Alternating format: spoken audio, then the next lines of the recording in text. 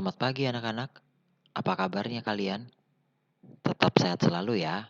Hari ini kita akan belajar pendidikan agama Kristen dengan tema yang baru, yaitu sikap hidup yang bergantung pada kuasa Allah. Di bagian pertama ini, kita akan melihat bagaimana menerima kehendak Allah. Nah, orang yang sudah percaya kepada Tuhan Yesus, pasti di dalam hidupnya akan selalu bergantung pada kekuatan Tuhan. Ia tidak akan mungkin mengandalkan kekuatannya sendiri, apalagi kekuatan orang lain. Karena ia tahu, satu-satunya kekuatan yang dapat ia andalkan adalah kekuatan dari Tuhan. Orang itu juga akan menerima apapun hal yang terjadi dalam hidupnya, baik itu suka, duka, bahagia, sedih, sehat, sakit, semua akan ia terima dengan penuh ucapan syukur. Itulah yang disebut menerima kehendak Tuhan. Nah, hari ini kita mau belajar dari satu tokoh Alkitab yang cukup terkenal. Yuk, kita lihat cerita Alkitab berikut ini. Simson adalah hakim di Israel yang sangat terkenal. Ia terkenal akan kekuatannya yang luar biasa. Ia dapat mengalahkan siapapun karena Tuhan menyertainya. Rambutnya tidak pernah dicukur, karena itu adalah tanda perjanjian dengan Tuhan. Rahasia kekuatan Simson terletak pada rambutnya, dan ia tidak boleh memberitahukan kepada orang lain. Simson memimpin bangsa Israel selama 20 tahun. Saat itu, bangsa Filistin berkuasa atas negerinya. Orang Filistin sangat memusuhi orang Israel.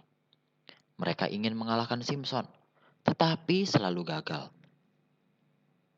Sampai suatu hari, Simson menyukai seorang wanita bernama Delila. Namun ternyata, wanita tersebut sudah diminta oleh tentara Filistin untuk mencari tahu dari mana kekuatan Simson berasal. Dan Delila pun merayu Simson agar Simson dapat memberitahukan dari mana asal kekuatannya. Karena Simson begitu menyayangi Delila, akhirnya Simson pun memberitahukan rahasia kekuatannya. Dan di saat itulah Delila baru mengetahui bahwa ternyata kekuatan Simson berasal dari rambutnya.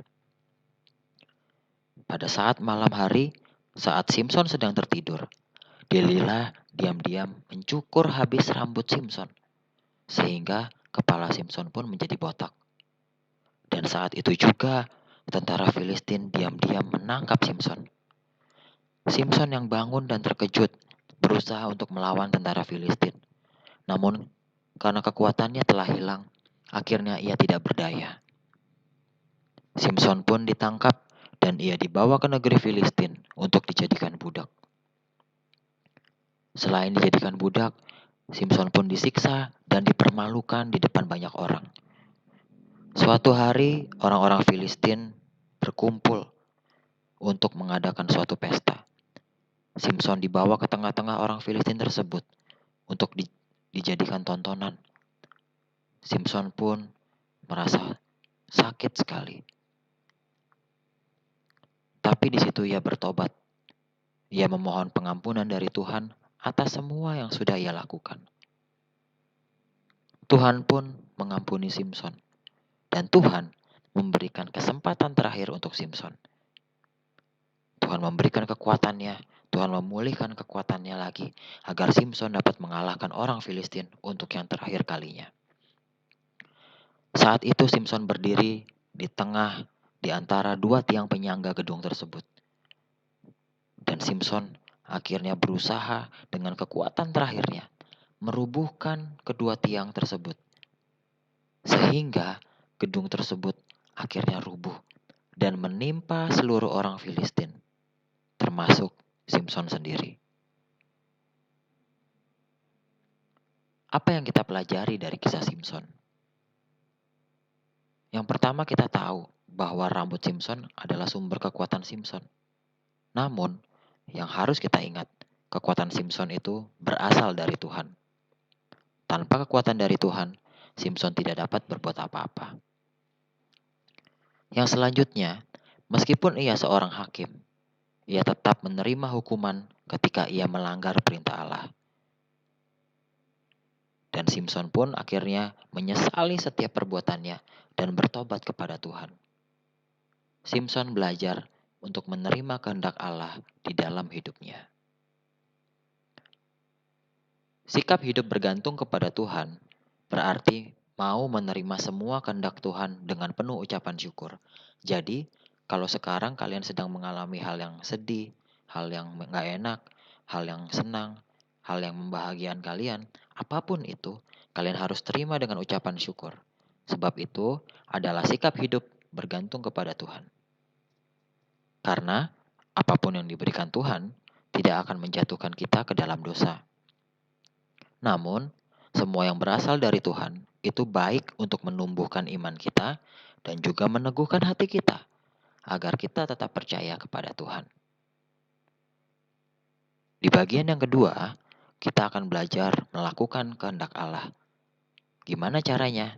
Kita akan lihat dari kisah Abraham dan Ishak, kisah yang cukup terkenal dan kita pastinya bisa belajar sama-sama.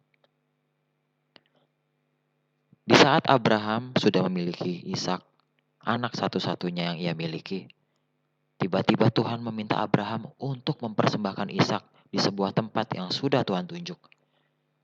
Awal mulanya Abraham merasa cemas dan khawatir, karena Ishak adalah satu-satunya yang ia miliki, anak satu-satunya. Tapi sekarang Tuhan memintanya. Namun Abraham tetap taat kepada Tuhan. Ia mempersiapkan segala sesuatunya dan mengajak Ishak untuk pergi bersamanya. Awalnya Ishak mengetahui bahwa ia dan ayahnya akan mempersembahkan kurban di sebuah tempat.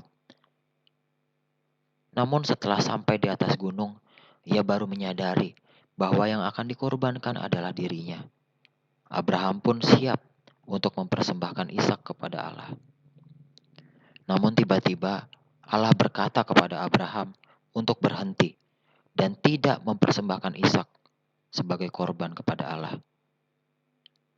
Allah akhirnya berkata kepada Abraham bahwa ia telah mengetahui iman Abraham, bahwa ia telah mengetahui ketaatan Abraham, dan Allah memberikan seekor domba untuk dijadikan sebagai persembahan kepada Allah. Abraham dan Ishak pun akhirnya mengambil domba tersebut dan mempersembahkannya kepada Tuhan sebagai ucapan syukur atas setiap kehendak Tuhan yang terjadi. Apa yang kita bisa pelajari dari kisah Abraham? Yang pertama, kisah di atas menjadi bukti ketaatan Abraham kepada Allah. Meskipun anaknya diminta untuk dijadikan persembahan kepada Allah, Abraham tetap pergi dan taat kepada Tuhan. Bukti yang selanjutnya adalah keteguhan iman Abraham kepada Tuhan. Sungguh luar biasa. Abraham percaya bahwa ada kehendak Allah yang akan terjadi dalam hidupnya, dan semua kehendak Allah itu pasti baik. Sikap hidup yang bergantung kepada Allah adalah melakukan setiap kehendak Allah, karena apa yang Tuhan kehendaki adalah yang terbaik dalam hidup manusia. Untuk itu, bersyukurlah kepada Allah dan belajarlah melakukan apa yang benar di hadapan Tuhan dan juga sesama kita. Nah, anak-anak, sudah siapkah kalian untuk melakukan kehendak Tuhan? Ayo kita sama-sama belajar supaya kita bisa melakukan kehendak Tuhan di dalam kehidupan kita. Demikian pembelajaran hari ini. Semangat belajar. Tuhan Yesus memberkati.